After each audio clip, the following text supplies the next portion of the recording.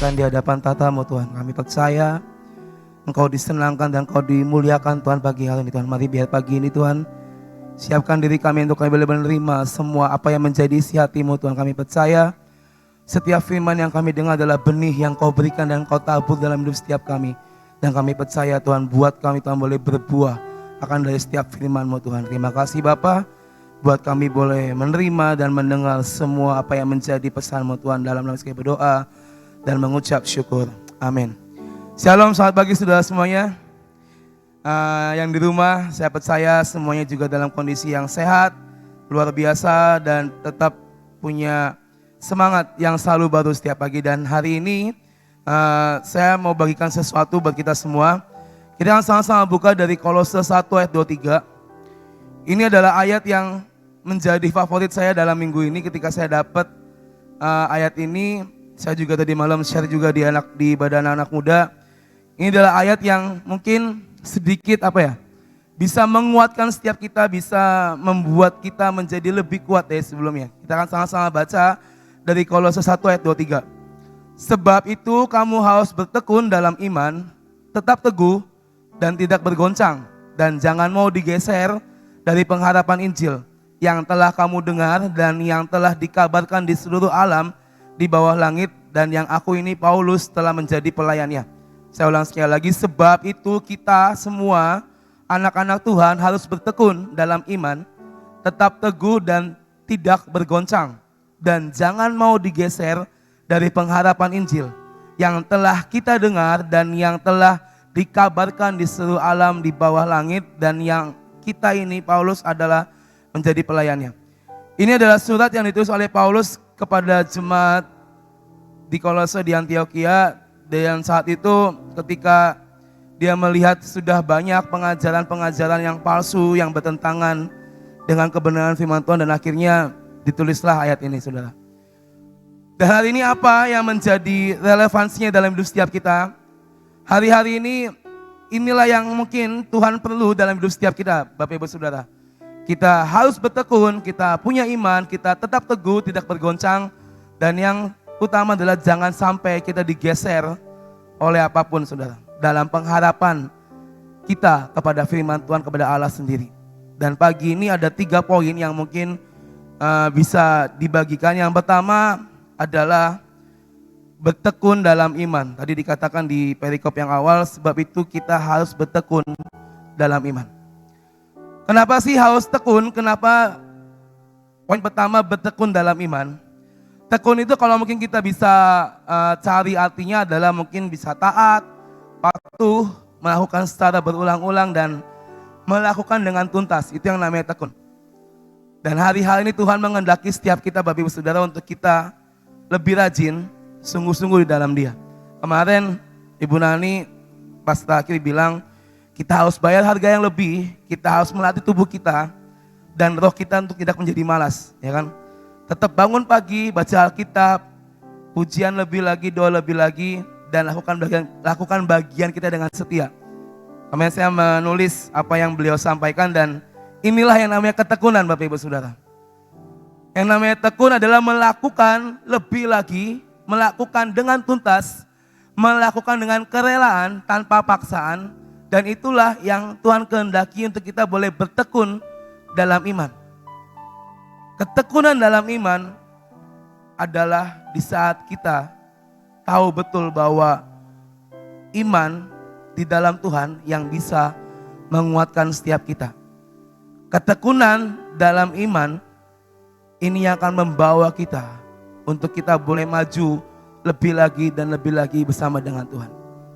Rajin, sungguh-sungguh, lebih lagi, itu adalah mungkin hari-hari ini adalah menjadi sebuah harga wajib buat kita semua Bapak Ibu Saudara. Kita mungkin punya waktu yang lebih lama sekarang di rumah karena semua ibadah masih dengan sistem online. Ya, masih punya banyak kesempatan untuk kita bisa berdoa lebih lagi, baca kitab lebih lagi. Itulah yang Tuhan kehendaki, dan mungkin kemarin Ibu Nani sampaikan, ayo latih diri kita untuk tidak menjadi malas. Yang biasanya mungkin kita bangun pagi-pagi, dikatakan untuk PW kita bisa bangun pagi juga tapi tidak PW, diganti bisa juga dengan baca Alkitab, berdoa sama Tuhan. Lakukan dengan tekun di dalam iman kita. Itulah yang namanya ketekunan. Melakukan dengan cinta, melakukan dengan kerelaan hati kita. Karena hari-hari ini Bapak Ibu Saudara, di saat kita menghadapi semua fase demi fase, di saat kita menghadapi semua hal demi hal yang mungkin kita gak pernah terpikirkan sebelumnya. Tanpa iman yang kuat, tanpa pengharapan kepada Injil, tanpa pengharapan kepada firman Tuhan, dan tanpa kita tekun melakukannya, mungkin kita akan menjadi kecewa, sakit hati, dan segala macam. Kita akan buka dari Kisah Rasul 14 ayat 22. Kisah Rasul 14 ayat 22 berkata seperti ini. Kisah Rasul 14 ayat 22, di tempat itu mereka menguatkan hati murid-murid itu dan menasihati mereka supaya mereka bertekun di dalam iman dan mengatakan bahwa untuk masuk dalam kerajaan Allah kita harus mengalami banyak sengsara. Saya ulang sekali lagi, di tempat itu mereka menguatkan hati murid-murid itu dan menasihati mereka supaya mereka bertekun di dalam iman dan mengatakan bahwa untuk masuk dalam kerajaan Allah kita harus mengalami banyak sengsara. Maaf, ini tadi yang Paulus itu di sini. Tadi saya pertama selip. Ya, dikatakan untuk kita masuk dalam kerajaan Allah, kita harus mengalami banyak sengsara. Ketika saya dapat ayat ini, Tuhan ini maksudnya kita nih kudu sengsara dulu. Kudu maksudnya menderita dengan sebegitunya baru kita masuk kerajaan Allah. Dan dikatakan di awal adalah supaya kita bertekun dalam iman. Untuk masuk dalam kerajaan Allah diperlukan tekun dalam iman dan mengalami banyak sengsara. Saya tanya, Tuhan, banyak sengsara nih maksudnya gimana? Maksudnya apakah kita harus mengalami semua yang tidak enak, mungkin yang pernah kau rasakan, kita rasakan untuk kita bisa lulus masuk dalam kerajaan surga atau seperti apa? Dan yang saya nangkap adalah setiap kehidupan yang kita jalani hari demi hari, itulah sengsara kita. Kita mungkin mengalami permasalahan, kita mungkin mengalami penyakit atau segala macam. Mungkin secara daging, kok gak enak ya rasanya Tuhan, kok gak enak ya. Yang namanya sengsara itu pasti hal yang tidak enak, gak ada sengsara itu nikmat. Tetapi ketika kita tahu bahwa ketika Tuhan mengizinkan kita mengalami akan hal ini, dan inilah kunci di mana kita boleh masuk di dalam kerajaan Allah, asalkan kita bertekun dalam iman, itulah yang akan menguatkan diri kita untuk kita bisa menghadapi hari demi hari, Bapak Ibu Saudara. Setiap kita punya permasalahan yang berbeda, saya punya permasalahan yang berbeda, mungkin yang lain juga punya permasalahan yang berbeda. Itulah fase di mana kita harus bisa menjalani akan hal ini. Kehidupan sehari-hari, mau badainya sebesar apapun, mau mungkin hari-hari ini kau lagi mengalami kesusahan sekalipun, tapi percaya ketika kita bertekun di dalam iman, pengharapan di dalam Tuhan, yakin Tuhan akan kasih kekuatan dalam hidup kita. Dan hari ini Tuhan pengen setiap kita, ayo miliki ketekunan, miliki kerelaan, lebih rajin, lebih sungguh-sungguh dalam mencari Tuhan. Lalu poin yang kedua, dikatakan tetap teguh dan tidak bergoncang. Teguh itu kuat, ya kan? Berpegang pada sesuatu dan tidak berubah. Kadang hidup kita ini seperti perahu, Bapak Ibu Saudara. Seperti perahu yang ada di laut lepas, ketika angin besar datang, mau gak mau perahu itu akan bergoncang, ya kan? Terombang-ambing. Tetapi ketika anginnya sudah lewat, akan tenang perahu itu. Tetapi pertanyaannya, di saat perahu kita ini diterpa oleh angin besar dan bergoncang, adakah kita tetap teguh dan berpegang pada firman Tuhan? Dikatakan tetap teguh dan tidak bergoncang. Apapun anginnya, apapun gelombangnya, saudara. Tadi kita sudah bernyanyi menari di atas gelombang, lalu dikuatkan oleh sayap-sayap yang menguat. Kita sama-sama percaya bahwa inilah yang harus kita kerjakan hari-hari ini. Kita gak pernah tahu besok, lusa, minggu depan, bulan depan akan terjadi apa. Tetapi di saat kita punya iman, punya ketekunan, tetap teguh, dan percaya dan memegang sesuatu dengan kuat di dalam nama Tuhan, saya percaya Bapak Ibu Saudara, kita semua pasti bisa melewati semua gelombang demi gelombang yang ada. Satu hal yang mungkin yang bisa kita lakukan adalah apa? Kita bisa mengucap syukur dalam segala hal apapun. Waktu saya cerita kesaksian tentang teman saya, dia cuma bisa mengucap syukur, semua sudah disembuhkan oleh Tuhan, orang tuanya sudah sembuh saat ini, dan dia melakukan pengucapan syukur kepada Tuhan. Dia bikin nasi kotak hampir 500 bungkus, lalu dia bagi-bagi kepada orang-orang di jalanan. Dia bilang, ini pengucapan syukur yang mungkin saya bisa lakukan kepada Tuhan, karena Tuhan sudah menyembuhkan orang tua saya. Satu hal ketika dia bilang, ini pengucapan syukur saya, ini pengucapan syukur saya. Ketika dia mungkin hopeless, di saat mungkin semua orang memvonis orang tuanya gak akan sembuh, tetapi dia tetap teguh dan berpegang pada firman Tuhan. Dan dia itu berdoa kan, saya udah lakukan bagian saya, selebihnya Tuhan yang atur.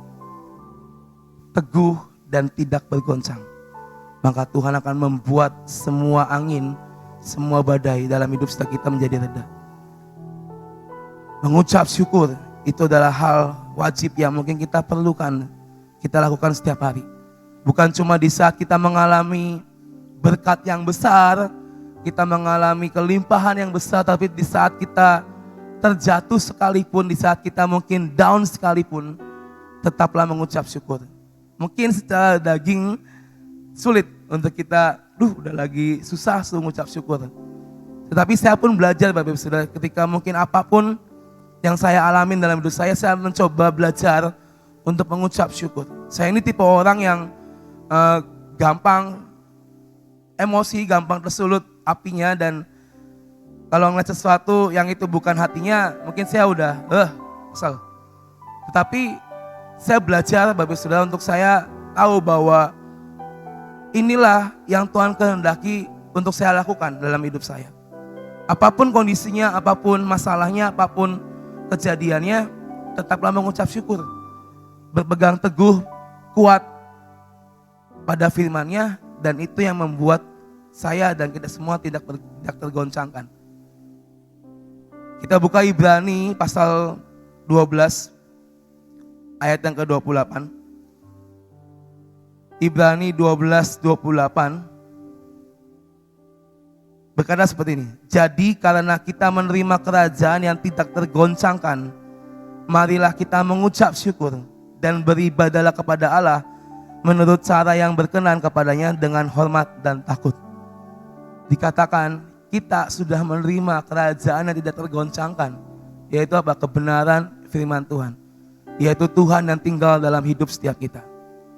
Dan dikatakan marilah kita mengucap syukur, beribadah kepada Allah dengan hormat dan takut. Kita sama-sama tahu bahwa firman Tuhan yang menguatkan hidup kita. Tuhan izinkan semuanya terjadi, tetapi tetap Tuhan yang menjaga hidup kita. Itu adalah hal yang tidak tergoncangkan, yang tidak pernah hilang dari hidup kita Bapak Ibu Saudara.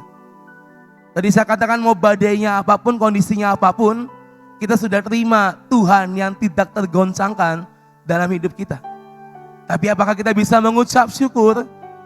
Apakah kita bisa beribadah dengan hormat dan takut akan Tuhan?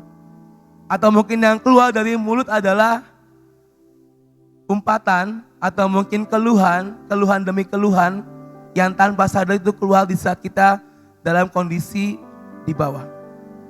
Tetapi hari ini Tuhan pengen setiap kita Bapak Ibu Saudara, apapun kondisinya, mari tetap teguh. Karena kita sudah menerima Tuhan yang tidak tergoncangkan. Dan percayalah, apapun badainya dalam hidup setiap kita, kita tidak akan pernah tergoncangkan. Mungkin hari-hari ini pandemi masih menggerogoti setiap anak-anak Tuhan, setiap sekitar kita. Tapi percayalah, ini tidak akan membuat kita menjadi goncang, tidak akan membuat kita menjadi lemah. Tetapi inilah saat di mana kita akan menjadi lebih kuat. Amin. Lalu poin yang ketiga Bapak Ibu Saudara dari ayat Kolose tadi adalah jangan mau kita digeser dari pengharapan Injil. Artinya apa? Jangan mau kita digeser, jangan mau kita berpindah posisinya, jangan mau kita hilang posisi kita dari yang sebagaimana mestinya. Kolose mengatakan, kamu tekun dalam iman, kamu teguh dan tidak bergoncang, dan jangan kamu mau digeser dari pengharapan Injil. Kita punya status sebagai anak Allah, amin. Kita punya Bapa yang ada di surga, dan kita ini adalah anak-anaknya. Itulah status kita, itulah posisi kita sebagai anak Allah. Dan yang namanya kita sebagai anak, dimanapun anak pasti gak ada yang mau digeser. Kamu gak jadi anak saya lagi ya, saya mau tukar kamu dengan anak yang lain. Gak akan ada yang mau ketika seorang anak dibilang sama orang tuanya, kamu jangan jadi anak saya lagi, saya mau ambil anak yang lain. Pasti gak akan ada yang mau. Ma ini loh aku anakmu loh ma, masa aku digeser, masa aku dipindah, masa kamu lebih milih anak lain daripada aku. Tidak ada satupun di dunia anak yang mau digeser posisinya oleh orang lain. Dan itulah kita sebagai anak-anak Allah. Kita sudah ditetapkan, kita sudah dipilih oleh Tuhan menjadi anak-anaknya. Tetapi pertanyaannya, fokus kita, pikiran kita, tujuan kita hari-hari ini kemana? Dengan semua mungkin yang terjadi di sekeliling kita hari-hari ini, itu mungkin menggerogoti iman percaya kita, menggerogoti keyakinan kita, menggerogoti rasa percaya kita ke Tuhan. Mungkin kita boleh kehilangan sanak saudara kita yang harus pulang lebih dahulu. Dan tanpa sadar ketika kita melihat sanak saudara kita pulang lebih dahulu dan celetuk di mulut kita, di hati kita, Tuhan kok dia harus pulang terlebih dahulu? Kenapa engkau gak menunjukkan kuasamu dalam dirinya? Sebagai anak, tahu betul bahwa apa yang terjadi, itulah yang Bapa kehendaki. Tapi ketika pikiran kita, hati kita mulai mengeluarkan setiap keluhan dan keluhan Bapak Ibu Saudara, dan tidak kembali percaya kepada apa yang sudah Tuhan tetapkan, hati-hati jangan sampai posisi kita tergeser. Sekarang ini istilahnya gini, kita anak, Bapak di atas, tahu nih, oh ini anak saya, ini Indra, ini Hoki dan segala macam. Bapak matanya tertuju kepada anak. Tetapi ketika si anak mulai melenceng, mulai hilang imannya, gak bertekun, gak teguh, dan menyalahkan Tuhan, itu membuat apa ya? Membuat ada yang mengganjal di mata Tuhan terhadap si anak itu. Kita punya posisi on position, kita adalah anak dan Bapa kita di atas ada di surga. Tetapi ketika kita mulai melenceng, meninggalkan posisi kita, semakin jauh, hilang di telan bumi mungkin, hilang. Tidak ada orang di posisi ini, di posisi awal. Maukah kita terjauh? Maukah kita melepaskan posisi kita sebagai anak-anak Allah? Karena hari-hari ini, sungguh ketika kita menantikan Tuhan, percayalah Tuhan akan membawa setiap kita menjadi lebih kuat dan lebih kuat lagi. Galatia 3 ayat 25 dan 26 ini ayat yang terakhir. Galatia 3 ayat 25 dan 26 berkata seperti ini. Sekarang iman itu telah datang, karena itu kita tidak berada lagi di bawah pengawasan penuntun. Sebab kita semua adalah anak-anak Allah, karena iman di dalam Yesus Kristus. Firman tentang kita adalah anak-anak Allah itu banyak di Alkitab Bapak Ibu Saudara. Saya mengambil salah satunya hari ini. Iman telah datang, karena itu kita tidak lagi berada di bawah pengawasan penuntun. Sebab kita semua adalah anak-anak Allah karena iman di dalam Kristus Yesus. Iman kembali. Karena hari ini emang iman kita ini kudu dijaga Bapak Ibu Saudara. Jangan sampai iman kita goyah, jangan sampai iman kita koyak. Tetapi mari, biar pagi hari ini kita punya status sebagai anak-anak Allah. Kita punya privilege, kita punya koneksi yang khusus sebagai anak-anak Allah.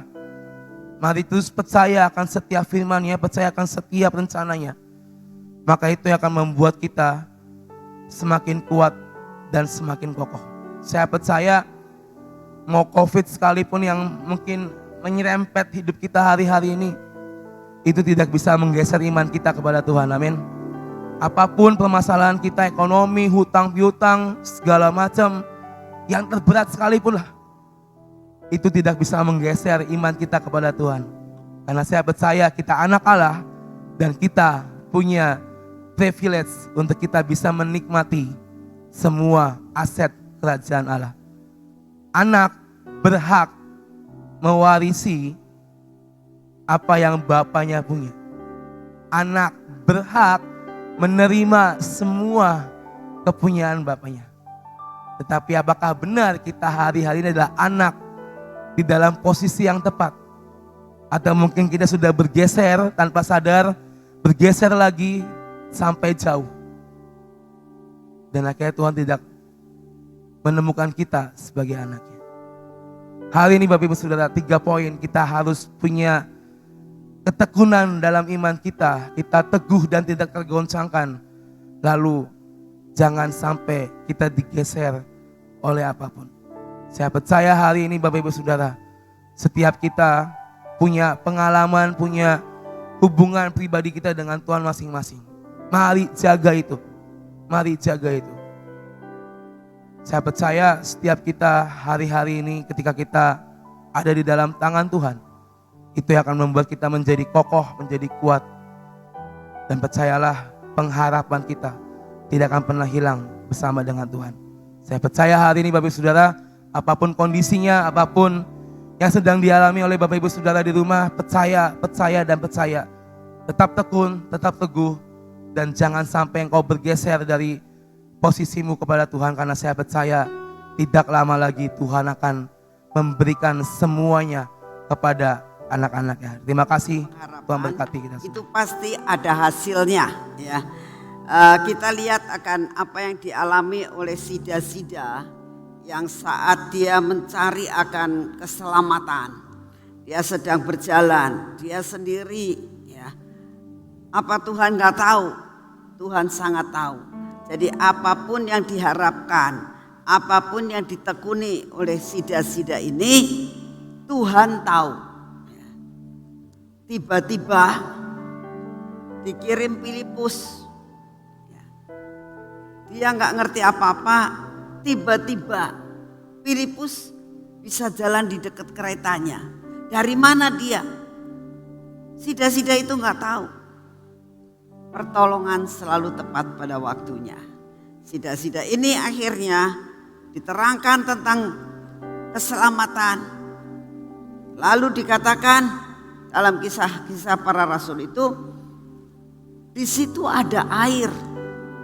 Bisakah aku dibaptis? Lalu terjadilah baptisan secara instan. Ya, dapat dikatakan secepat itu. Dia begitu percaya, diselamatkan, dibaptis. Lalu kembalilah mereka ke kereta. Sida-Sida ini bingung lihatnya. Tiba-tiba dapat dikatakan Filipus datang, tiba-tiba naik di keretanya. Ini ada suatu keajaiban, menerangkan segala sesuatu. Sesudah itu dibaptis, tiba-tiba hilang. Tapi akhir daripada cerita itu dikatakan Sida-Sida itu pulang dengan penuh sukacita. Karena apa? Iman dan pengharapannya menjadi kenyataan. Seringkali dalam kehidupan kita, dalam menghadapi apapun, menghadapi yang sama. Tapi satu perkara kita belajar dari dua tokoh ini, satu dari Sida-Sida dan satu dari Filipus. Filipus karena taat dan imannya setia kepada Tuhan, mengalami yang dinamakan kereta percepatan. Ya. tiba-tiba datang, tiba-tiba pergi, itu mengalami percepatan. Saudara, hari-hari ini kereta percepatan Tuhan sediakan buat saudara dan saya. Ayo minta sama Tuhan, tekun di dalam iman, tekun di dalam pengharapan. Karena waktunya tiba, buat Tuhan akan membuat percepatan dalam kehidupan kita. Kalau dapat dikatakan dalam keadaan apapun, buat Tuhan tidaklah sesuatu hal yang sukar untuk meraihkan saudara, untuk membuat mujizat dalam hidup saudara. Tidaklah sesuatu hal yang sukar buat Tuhan membuat saudara hari ini ada di tempat ini, besok ada di tempat yang lain. Tidak sukar untuk itu. Inilah yang namanya naik dalam kereta percepatan yang Tuhan sediakan dalam hidup saudara dan saya. Pada masa-masa yang akan datang kita akan mengalami itu. Tapi satu hal yang kita tahu, apa yang harus ada, jangan sekali-kali kita kendor di dalam ketekunan, ya. Jangan sekali-kali kita kendor dalam ketekunan kita dengan iman dan pengharapan kita kepada Tuhan. Tuhan tidak pernah tertidur. Tuhan akan memberikan yang terbaik buat saudara dan saya. Amin.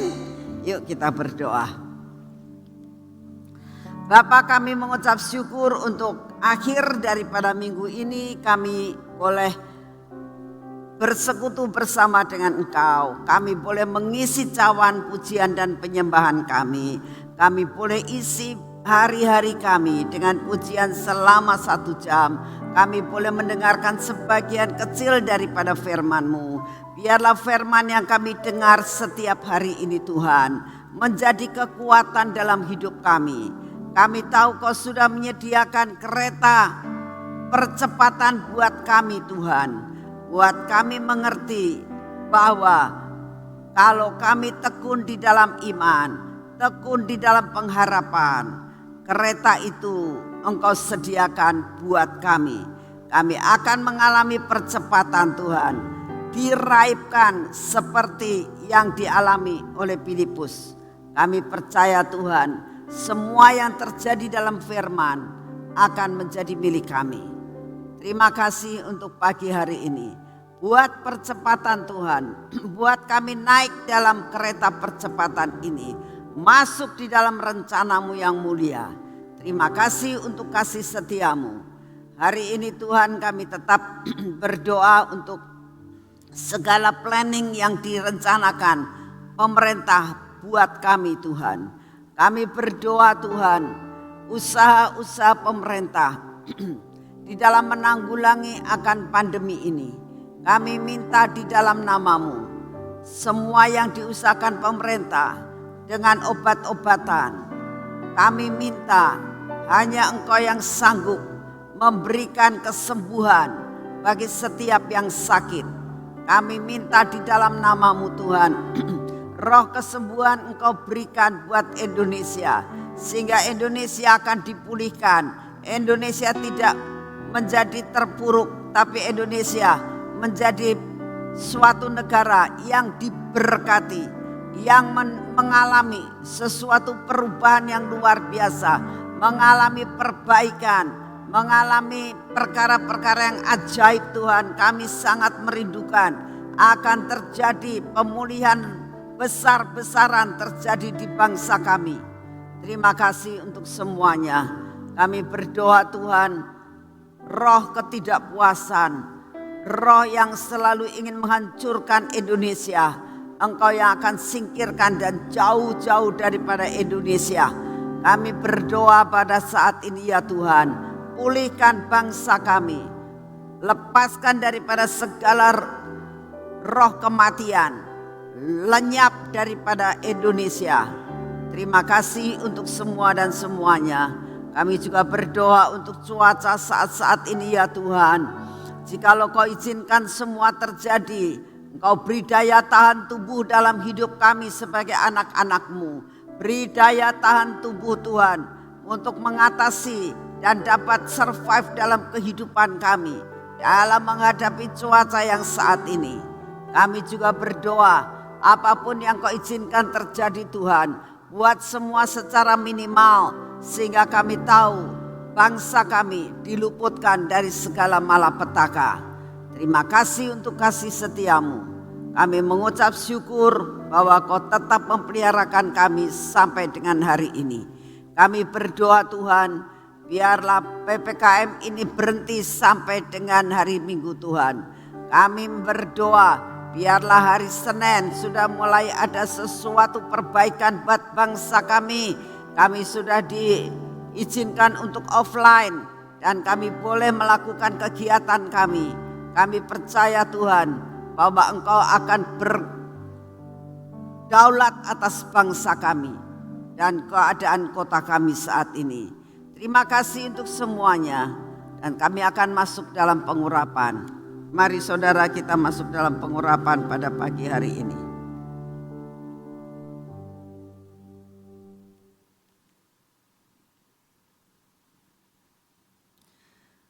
Di dalam nama Tuhan Yesus,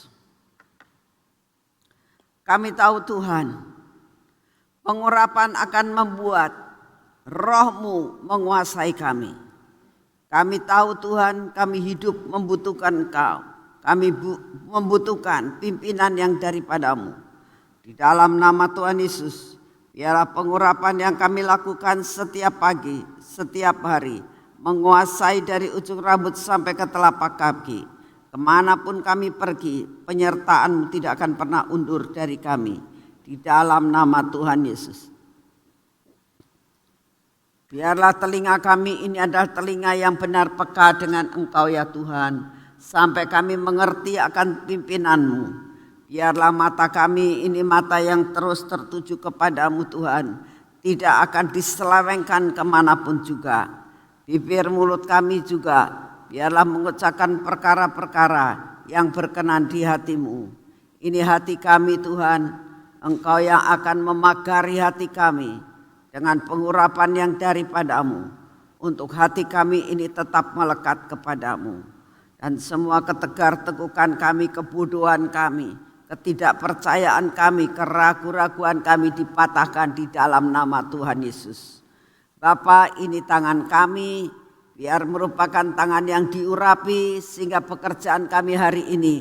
Kami mau melakukan semua pekerjaan kami hari ini bersama dengan Engkau Tuhan. Dan kalau kami berjalan bersama Engkau, kami mengerjakan sesuatu bersama dengan Engkau. Kami percaya semua pekerjaan kami akan berhasil dan kami menerima hak bagian kami hari ini dengan utuh. Di dalam nama Tuhan Yesus, kaki kami olesi minyak Tuhan, supaya ada pengurapan buat kaki kami. Sehingga kaki kami penuh dengan lemak seperti yang Engkau inginkan. Kami berjalan di dalam kelimpahan yang berasal daripada-Mu. Di dalam nama Tuhan Yesus Kristus. Amin. Selamat pagi saudara, Tuhan memberkati saudara semuanya.